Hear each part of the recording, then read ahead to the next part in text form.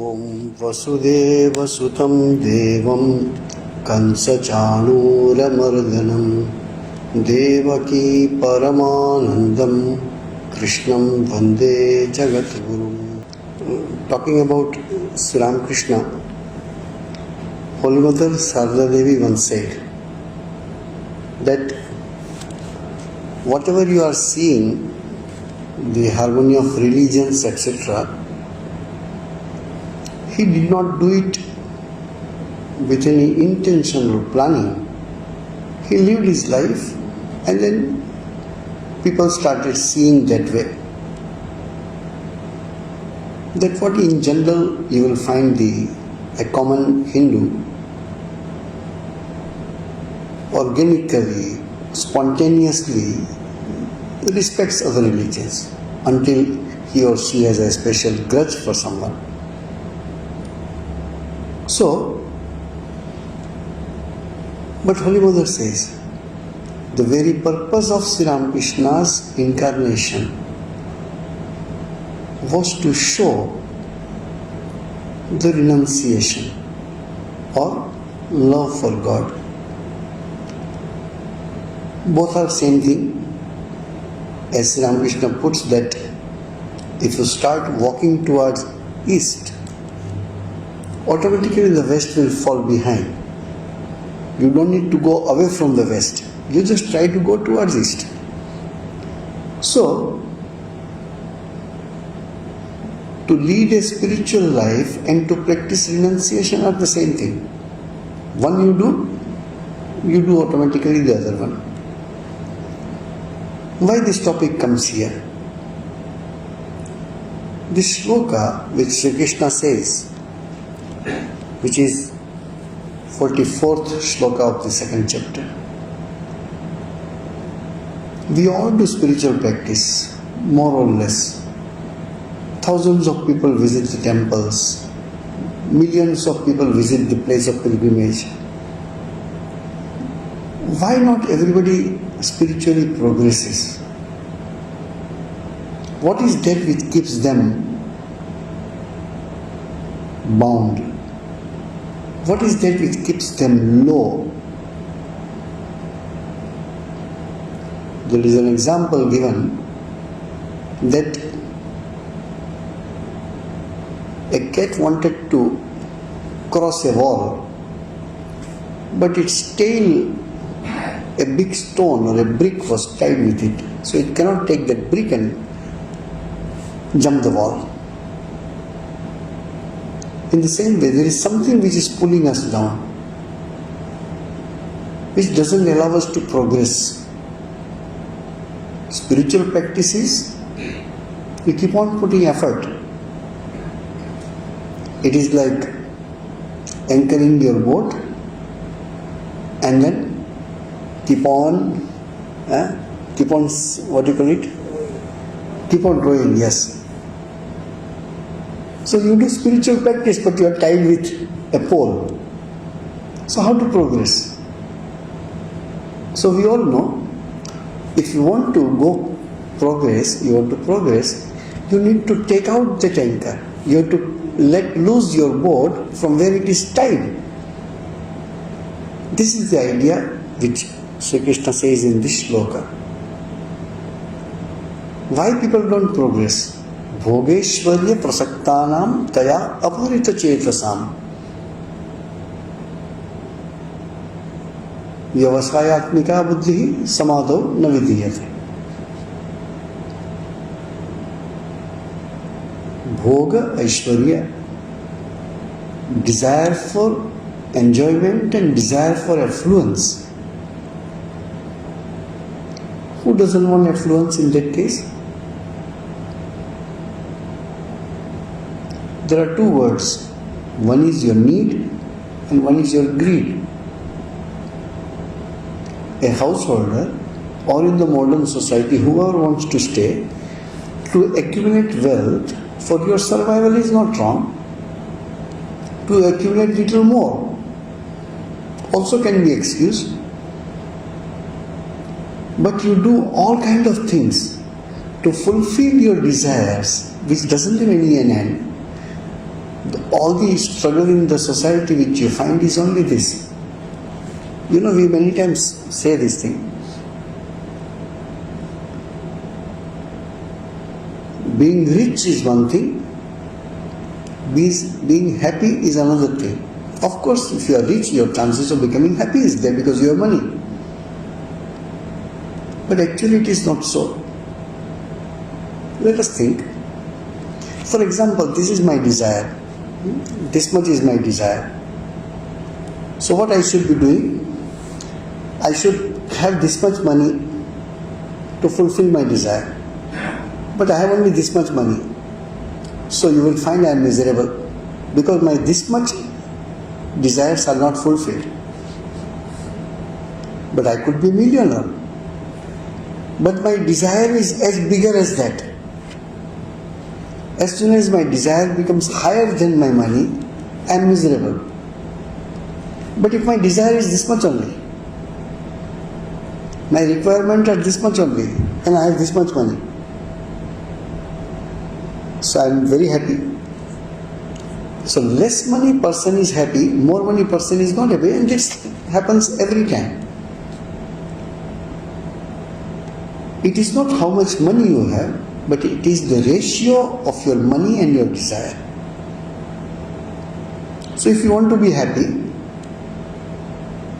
either you increase your income or reduce your desire. That's why you will find many poor people, they know I don't have capacity, so they don't desire for, so they apparently are happy.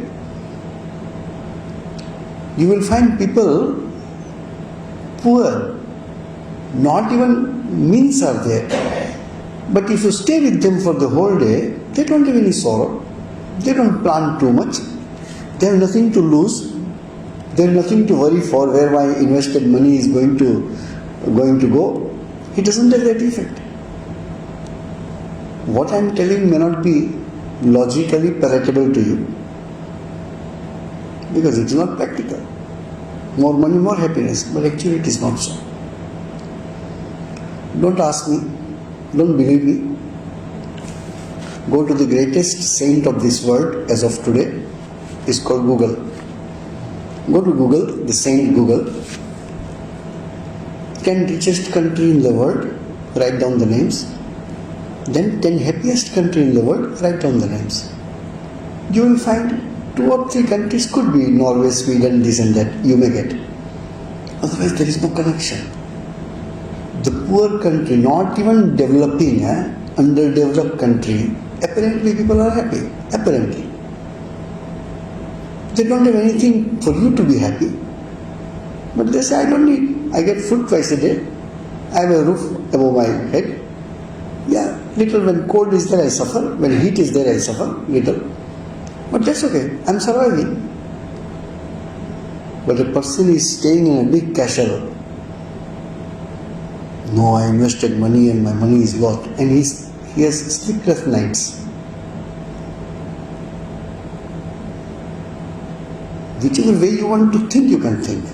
There's no limitation for that. But happiness index is not the GDP or per capita income. That is altogether a different ball game to become happy. Think of our own 2 generations before our parents. They used to live a simplest life. They didn't have anything practically what we had. I remember I was telling other day for some reason to some group of people that 40-45 years before when we were children, a simple small thing was giving so much happiness to us. I remember we were a middle class family in a way, but there was one gentleman who used to be a driver and he was our family friend. So he used to bring his company's jeep, and whenever he comes, he will take us around. That happiness I don't get even if I drive Toyota, doesn't matter. Happiness is altogether different.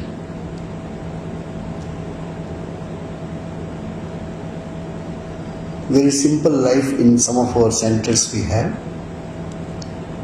Suddenly, a small thing, a sweet, one packet of sweet, or today lunch you have a piece of sweet, and you have to see the happiness which you don't get even having a big feast. Happiness doesn't depend on the quantity of things which you have. This, why we are talking and thinking, is whenever we become miserable, these kind of thoughts are required. We become miserable for something. Is there any other way than a traditional way, than a normal way which people follow? You want to buy a big house. You know you don't have capacity. Why you desire? No, my neighbor bought a bigger house. How much you know about your neighbor? Not even 5%. Why you compare yourself with him or her? You know yourself much better than the neighbor. So his condition and your condition cannot be compared. You can cherish, you can have ambition for a better house, no issue. Slowly you increase your capacity if you want to. But people with less desires, with enough to survive, you will find when my need is met, happiness is created. It doesn't matter whether you have big wish fulfilled or a small wish fulfilled. Wish fulfilled. You give a small chocolate to a small child, the child becomes happy. You give me a piece of chocolate, I am not that happy. Why? Because the chocolate has lost capacity to as if make me happy. So they say there is a genesis of happiness. Everything has a reason behind. Everything has a philosophy behind. For example, take a small item which all of us like to eat. A piece of sweet, for example. So somebody came and gave us one piece of sweet. So we all ate. We are very happy. That person gave us the second piece. Oh, we became very happy that, oh, I got a second piece. Then he gave you third piece. You say, no, this is too much. Then he forced you the third piece, and then fourth piece, then fifth piece. The first piece of sweet created happiness in your mind. So as the second one, the same sweet, when it came fifth time, created anger in your mind. If the sweet had a capacity to make you happy, the fifth piece should make you more happy. But that doesn't happen. Thing which you want, if you get that, then only you are happy. Even similar things also, you are not happy. Other brand, you are not happy. Other taste, you are not happy. Other look, you are not happy. Whatever we do, religion and spiritual life are relatively easier thing until we make it complicated. Many times in worldly sense, when we try to do these HR practices which practically it's on the verge of corporate practices. So the officers came and told us, Swami, you don't worry about too much. You just write down what actually you are doing, and you are doing 90% of the things. What we need you to do, only you keep a record, so that we also know and you also can correct, yes, I did all these things. That called governance. That's what you should be doing. Spiritual life is analyze the things what you are doing. Simple, small thing, we don't analyze. You analyze, philosophy will come out. Yes, Sri Ramakrishna, on the second or third page of Gospel of Sri Ramakrishna, you will find this word, vichara, thinking. Do think about it. Don't be thoughtless. A thinking person is a spiritual person. A thoughtless person is not a spiritual person. Every spiritual person has to be a thinker. You not to be a thinker to write a book, but you must be a thinker to lead your life in a balanced way. We must think why I am doing what I am doing. Try to find the logical answer by yourself. When you want to do something, ask yourself, why do I do it? Immediately you will find our mind, no, he or she told me. Oh, because I have to do, because I am employed. These are excuses. Whatever we do, we have a purpose. But we never think, what is the purpose of my purpose? For example, you came to mission. There was a purpose. We want to go to temple, we want to attend the class, etc. Why you come to temple? What is the purpose of my purpose? Coming to mission has a purpose, fine. What is the purpose of that purpose? If we keep on asking this ourselves, the purpose of my purpose of my purpose, you will find a new world. Start with a simple thing, you will find a new world. And you will become a thinker. Why do I do? Take this same example. I am going to mission. What is the purpose? I want to go to class. I want to visit the temple. What's the purpose of that? You need to think now. Why do I go to class? Then you can say, do I want to know about Bhagavad Gita? Maybe. Do I want some philosophical, some clues? Maybe. Maybe I want to give a lecture on Bhagavad Gita, I may get some points from here. Could be. I remember when I was young, I used to hold classes for some young boys, college goers. One boy, now he's quite on a big post called Block Development Officer, BDO. In India, BDO is very big, powerful man. So he is a good friend of ours till now, initiated devotee. He one day came and told me, Swami, you tell me, why do I come to your class? I said, how should I know?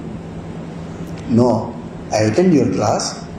Evening I go to the coffee house and I put all these arguments in front of my friends and they appreciate me. People have different purpose. So just go 2 or 3 steps, purpose of my purpose, and you will become philosopher, I tell you. You are eating food. What is the purpose? I am hungry, so I want to be satisfied. Why you are hungry? Did you want to become hungry? No, that's a fate of every living being. Eat food, after some time you are hungry again. So why you take food? Because I was hungry. No, hungry is okay, but why do you take food? Because I want to survive. Otherwise I will die after some time. Next purpose is so difficult to give answer. Why you want to survive? Find out the purpose and you are a philosopher already. Just go 2 or 3 steps. Ask only this question. What is the purpose of my purpose? Finish. And you become philosopher. Any simple thing of your life. So a thinking person progresses well. I remember I was speaking to a group of 50-60 youngsters in Singapore, boys, girls, Indian, Malay, Chinese, Hindu, Christian, everybody was there. One boy came and told me, I don't believe in any religion. I said, that's good, nothing wrong about it. I am a free thinker. I said, that's very wrong. Why it is wrong? To be a free thinker, you must be a thinker first.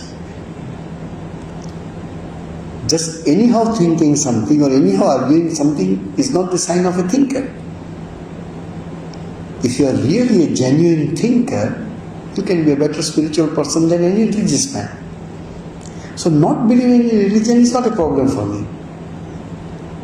But your haphazard thinking, your illogical thinking, your belittling spirit, your criticisms doesn't make you spiritual.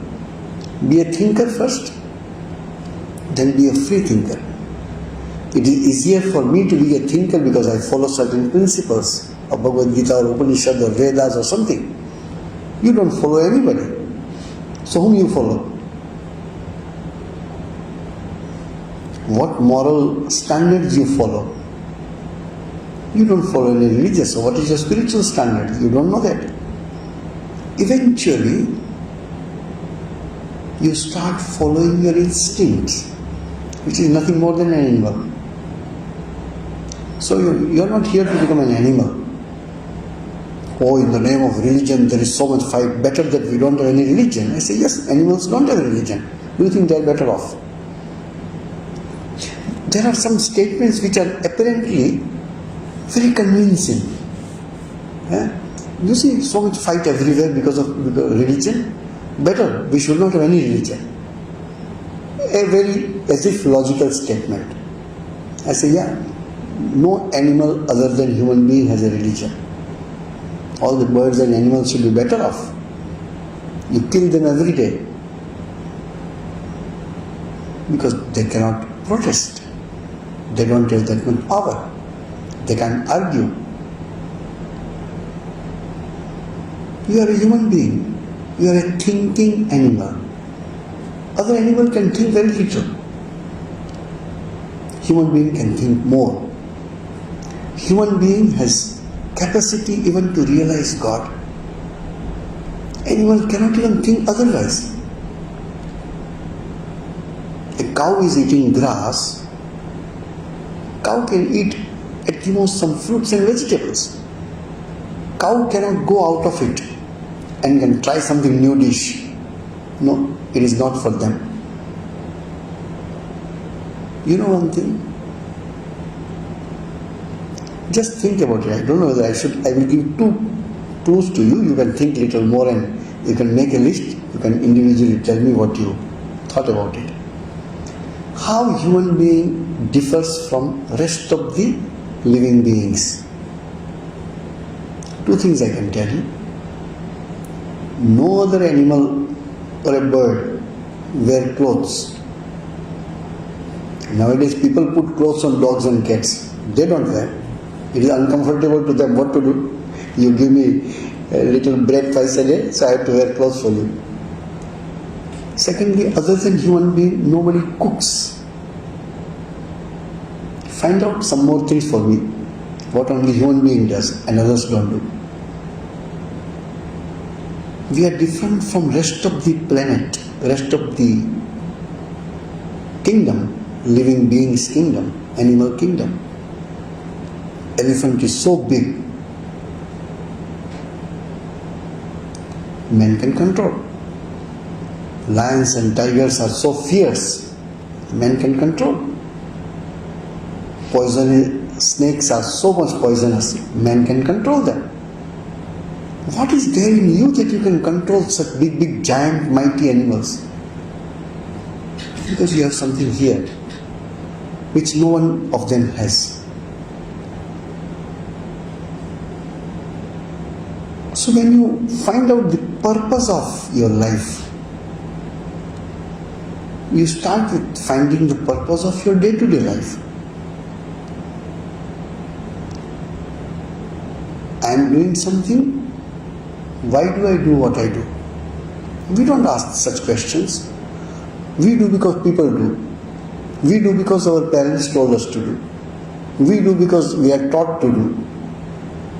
We do because we must do requirements. Make another list. What you do without anybody's instruction to you or force on you. You just do because you want to do it. How many things you do which you want to do? We are controlled by every small thing, by social practices, by legal situation, by cultural, by spiritual, religious, this and that. What is that which you do by yourself? Nobody told you to do. But you do because you want to do it. Very few things you will get. These are thinking about your own self. No religion is required to think about all these things. Just think, what is the purpose of what I do? Find out the purpose. Don't ask to somebody, why should I know about your purpose of what you do? You must have a purpose. And none of us do anything without a purpose. Make a list again. Things which I do without any purpose. Your page will be empty. You do not do anything without any purpose. You must have a reason to do. Cause and effect relationship. If you do something, there is a cause. And cause is again effect of something. This cause and effect continues. There are many of these facts in our life. So, to lead spiritual life, let us start thinking the purpose of what I do. Could be silly purpose, could be serious purpose, but there is a purpose behind. But there you don't end. Ask the question, the purpose of that purpose which I am doing. And within 2 or 3 steps, you will end up in philosophy. Not many steps, just 1 or 2, 3 steps. Third step makes you philosopher. These thinking people become wise. Why? Because they know what they are doing. Most of the people do not know what they are doing. They just do out of instinct. That's why nowadays you will find doctors or the naturopaths and others will tell you, when you are eating, don't do anything together with eating. Watching TV, watching mobile phone. No, just eat. Enjoy, relish. Chew properly. Don't just gulp. It's an activity for your survival, correct? You are looking at the phone and eating something. You don't know if there is a fly in your food. So concentrate properly. Every act of our day-to-day life can become a worship. Every act of life can become perfect. For example, if I tell you, here are some fruits, please cut it and wash it nicely. We want to offer to the temple, in the temple. So we'll nicely wash, remove all the seeds and fibers and skin and properly you cut because it need to be given to temple for offering. Who told you not to do the same way for your parents? Who told you not to do it for a patient? If you do, it becomes equal act of worship. I remember when I used to go to the mission in my childhood, the Swamis taught me how to cut fruits. Not necessarily fruits are used only in the temples. Fruits are given to the children also, fruits are given to the people also, fruits are given to the patients also. But you are cutting fruits perfectly. Whether you give it to God or whether you give it to a patient, that is none of your business. So your simple act of cutting fruits becomes a worship. It is not decoration, no. It is not how beautifully you cut, no. It is how properly you cut. So many small things are there. This is not the class of cutting fruits, but traditionally there are many things which we learned, which otherwise you don't learn. Anyhow cut and give, no. Removing skin of banana is everybody can do. 10% people only do who remove the fibers which are around the banana. Some people say you can eat it. Yes, you can eat the skin also. Nothing wrong about it. If you give to the elephant a banana, he will eat the skin. Even human being also can eat skin. There is nothing wrong about it. So look at the purpose. If the purpose is spiritual, then the act becomes spiritual automatically.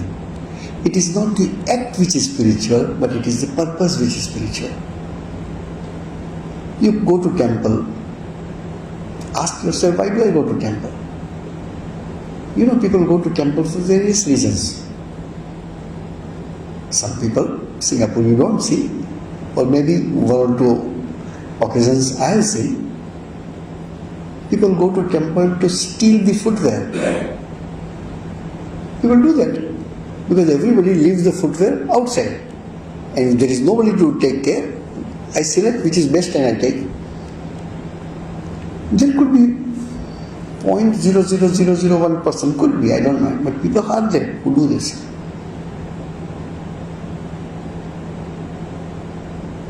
People go to temple to see the faces. People come to mission, come to temple to get new friends. People come to find clients. I am seeing last 40 years. Coming to mission is an act. The purpose behind the act make it spiritual, not your visit of the temple. It is not the visiting temple which is spiritual. It is the purpose behind that is spiritual. That makes the act spiritual or non-spiritual. For example, when in childhood children go to temple, why? Prasad. Nothing wrong about it. I am not telling you it is wrong. But the child's purpose is to eat nice food. We also did the same thing. Oh, that temple I like. Why? Oh, the prasad is good. I many times out of fun I say, you have a huge crowd, slowly you will find, or now COVID-19 restrictions are lifted. Durga Puja you will find 1,000 people, 1,200, 300 people. If we announce this Durga Puja, there is no prasad. 1,000 crowd will become 200 people. Why? The purpose is different. People flock to those places where prasad is good. God is the same everywhere.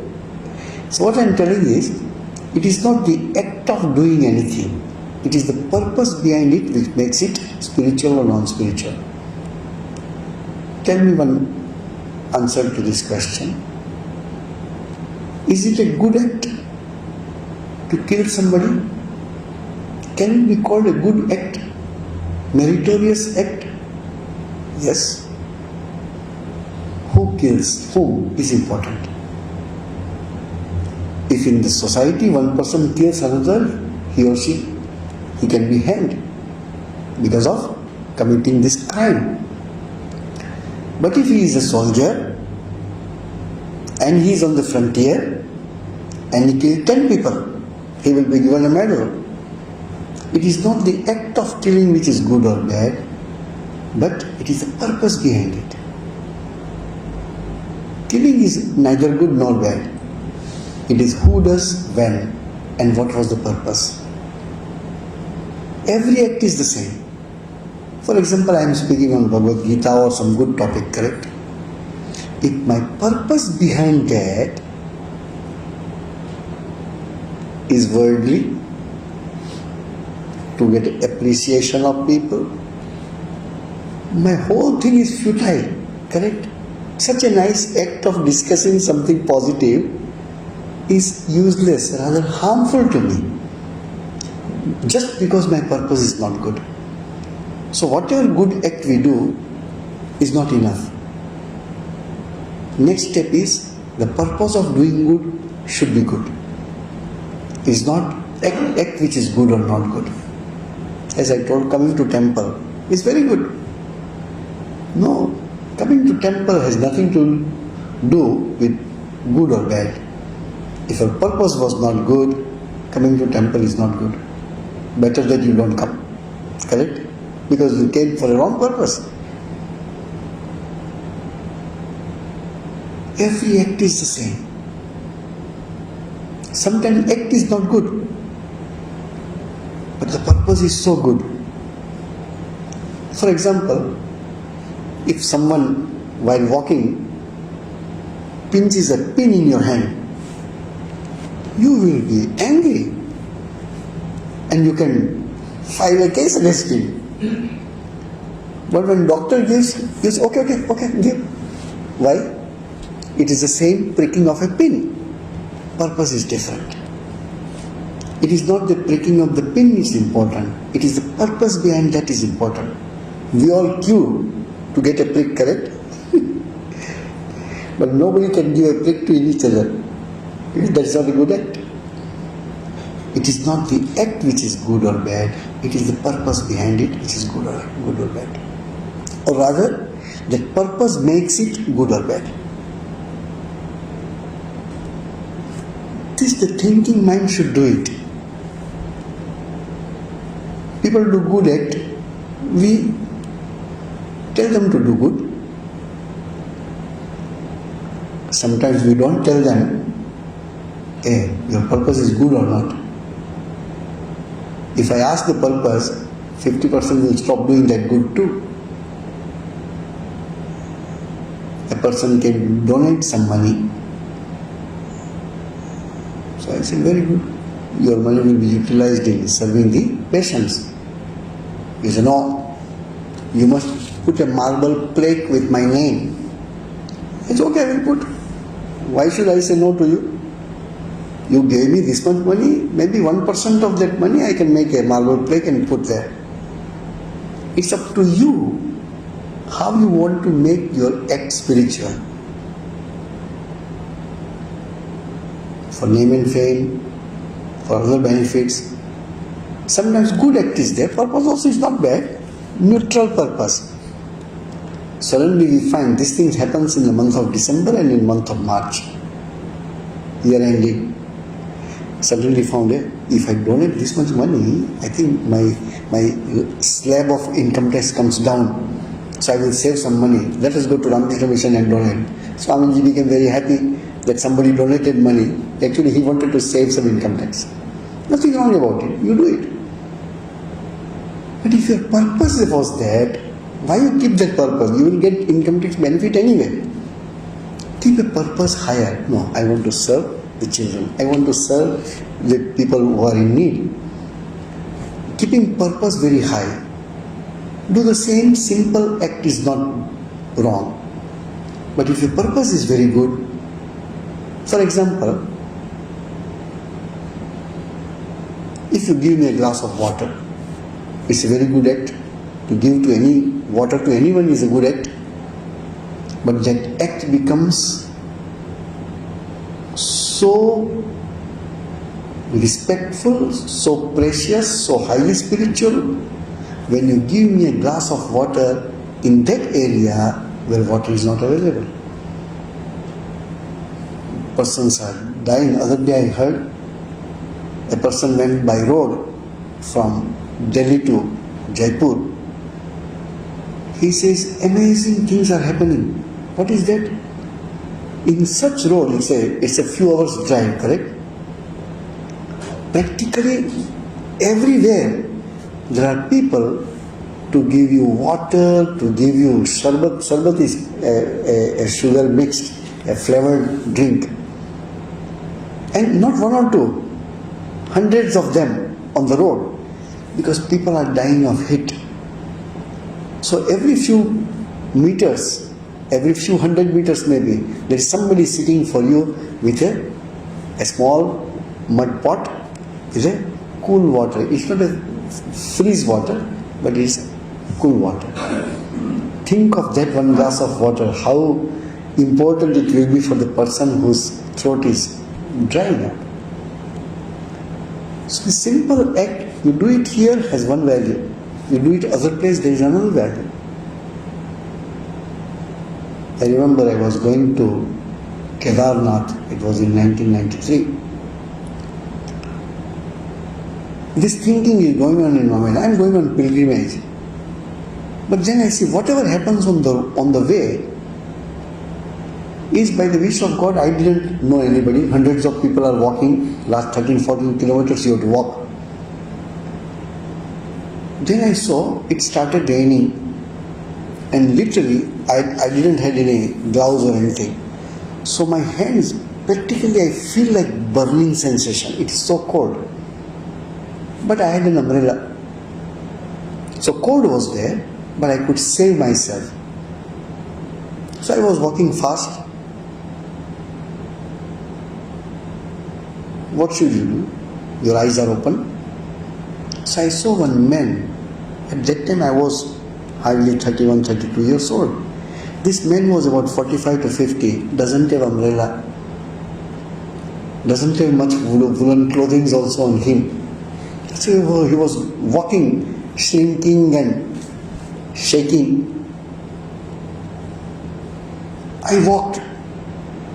Within few feet I thought,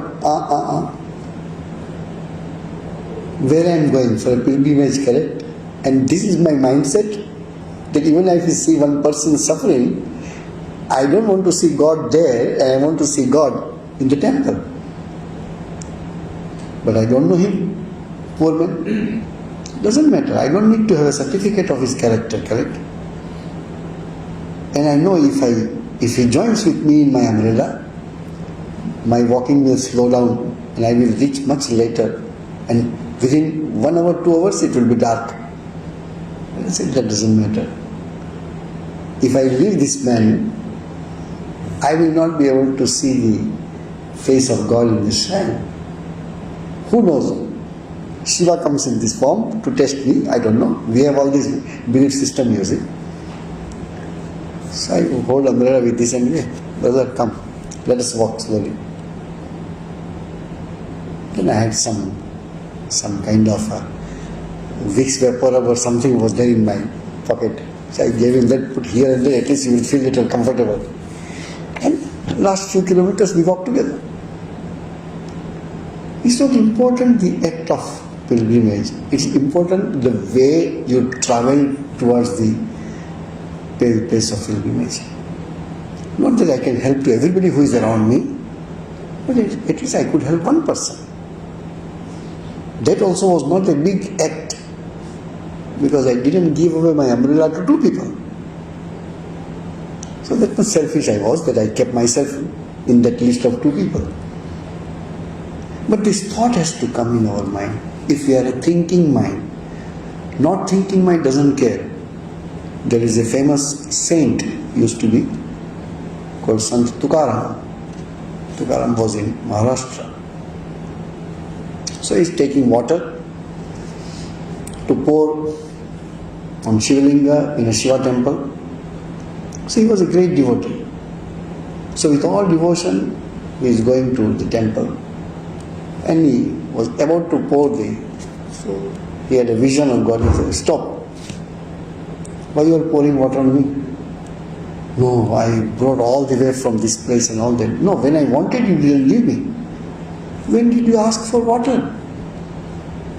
While when you are coming on the way, there was an animal out of thirst was lying on the ground. You didn't feel like giving a drop of water also to that animal. And here you are pouring water on me. I don't accept that. Let it be a story. It may not be true also. It doesn't matter. But the message is very clear. So it is not the act which is important, or act is not great or not great. It is the purpose behind that act which makes it either spiritual or non-spiritual. That means spirituality is not in action. Spirituality is in attitude. Spirituality is in your thought. Spirituality is in your purpose. If the purpose is higher, even a simple act can become spiritual. There is a beautiful shloka in Kenopanishad. I don't think still I have understood that shloka properly. Last 30 years I am trying to understand. Read that shloka when you find time, called Pratibodha Viditam Matam Amritatvam Hivindute. Pratibodha Viditam. God realization can take place by any simple act. No need to be worship or anything, any act. I take this spectacle in my hand, that small act can make me realize God. How it can? There is a philosophy behind. I came to know that this is specs. How I came to know? My eyes saw the specs. My fingers lifted it. So there are two knowledge took place. One is seeing, one is touching. Now how the seeing process takes place? Something came out of my eyes, then only I can see. Or the light reflected came in my eyes, scientifically speaking. Otherwise, if there is dark, I cannot see the object, correct? So the light falls on that and that comes to my eyes, so I can see the object. There is another way of putting it, that my mind comes out of my eyes as if, takes the form of specs and is reflected in my eyes. But eyes is nothing but lens.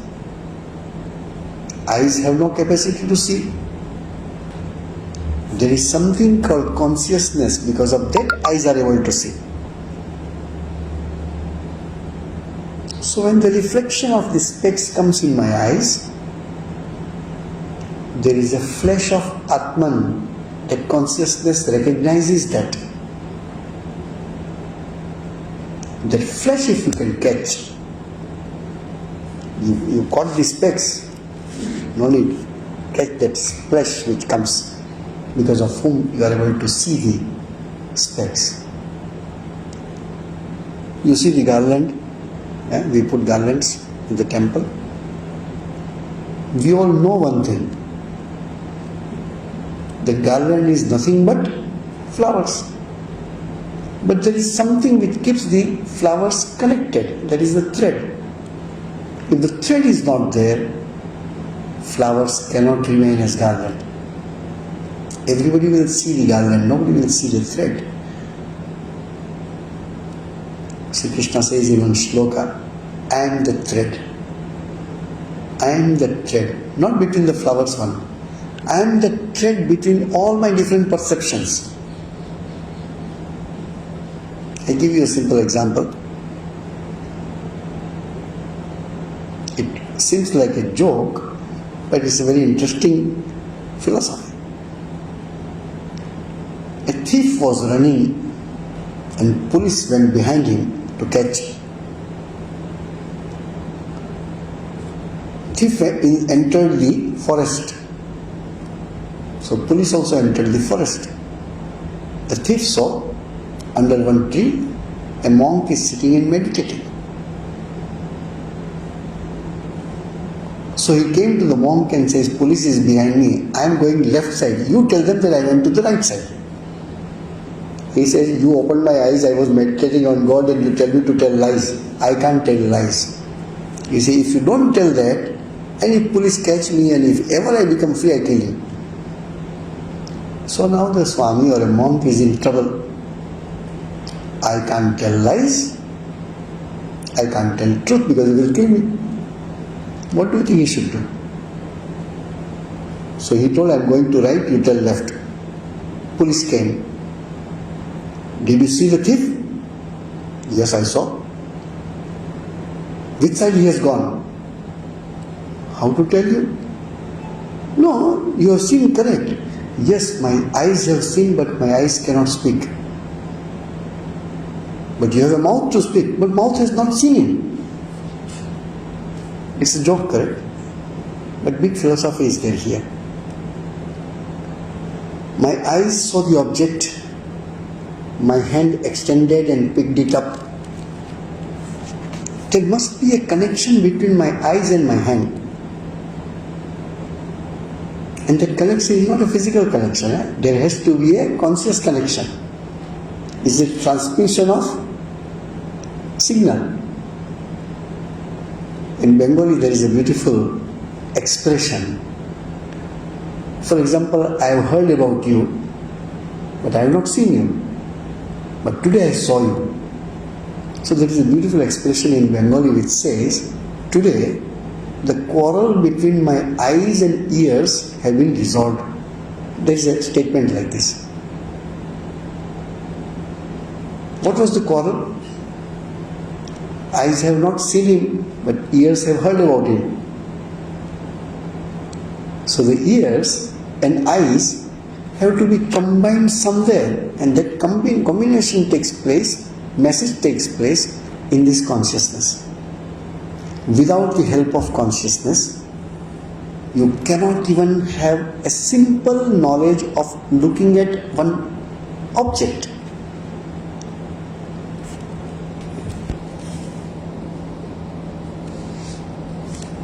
Sorry, what is the time? 51. Okay, 5 minutes more. So, this is the idea. That there is a consciousness always has a function. Whenever you have even a perception of a simple thing, you look at the fruit, you look at a person, you look at the specs, you look at the screen, every time the consciousness is working in that whole perception. We are so much engrossed in dealing with the objects that we forget that consciousness is within me. Without that, nothing can happen. So that sloka in Kenopanishad says, every bodha, every knowledge has a capacity to give you God realization. And that is the reason for which Swami Vivekananda started this karma yoga, that you keep on serving people. Because it will give you more and more chances to realize God. If your mind is pure, it will help you. So, you do unselfish work, which will help you to purify your mind, and that when the consciousness gives a spark or a flash of light, without that you cannot see any object or cannot perceive any object by your touch or hear sound or whichever way. So that is the sloka. So idea is this, that the act which we do has to have a higher purpose. Any simple act, you are walking on the road, you found that there is a stone, people may get stumbled, just take the stone and put it aside so that as you could stumble, others should not fail. It's an act of service. Nobody is going to give you a medal, nobody is going to give a clapping, but you are satisfied that I did a small service to people. Nobody appointed you to do it. It was a COVID period and we had some prayer meeting from interreligious organizer in Changi airport. So we were waiting in arrival hall. So it was a COVID period, so somebody's mask was on the floor and it was very odd time. So the people who continuously clean the floor, maybe it was a gap, lunch gap or something was there. So there was a time, so I was waiting for others to come and I saw that mask lying on the ground. So I looked at the nearby dustbin, is there? Yes, it is there. I picked up the mask and put in the dustbin. It's not a big act, correct? It's a simple thing, not a big deal about it. What? It's not even worth of mentioning. But if my spirit is good, if my purpose is good, it doesn't matter the act is small or not. I don't need recognition from anybody, but it is I could give this solace to myself that let it be very small. Like this small act only one day will make me a better person. So it is not the act which is good or bad, it is the purpose behind it. So a thinking mind will always think about the purpose. What I am doing should have a great purpose. Let the act be smaller or bigger. Thank you. Om Shanti Shanti Shanti Hari Om Tat Sat Sri Ramakrishna Arpanamastu.